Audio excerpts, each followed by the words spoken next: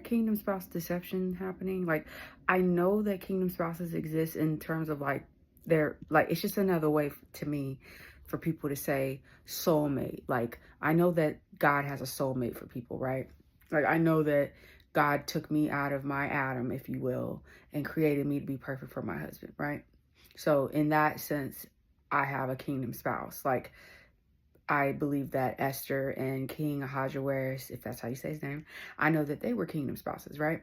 However, when you look at relationships in the Bible, there's been a movement online with the prodigal husband or the prodigal spouse situation. I'm like, I don't know. Like, I know Jesus taught about um the prodigal son, but that was a son. It never seemed to say anything about a prodigal husband. So, I mean, I don't know if I'm not trying to make nobody mad.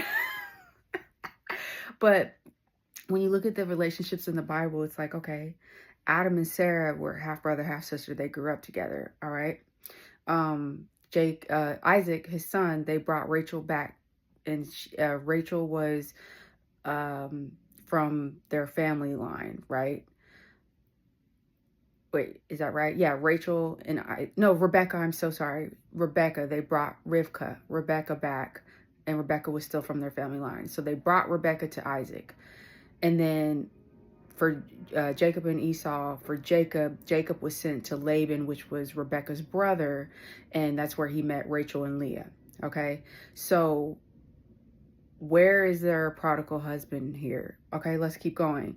So then you have Joseph. Joseph's wife was appointed to him, but I believe that he grew up with her in some way, and then the king of Egypt appointed her as his wife. Maybe he asked for her. Okay, so we keep going in the Bible and we see that men take wives. Boaz saw Ruth in the field. Excellent. Made her his wife.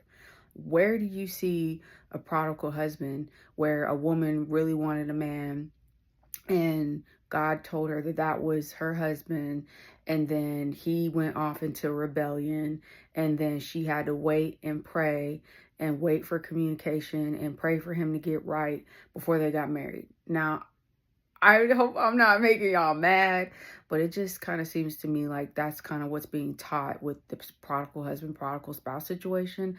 And I'm not saying that that's not the case for some, but God, he's not black and white, right? But he is the same yesterday, today, and tomorrow.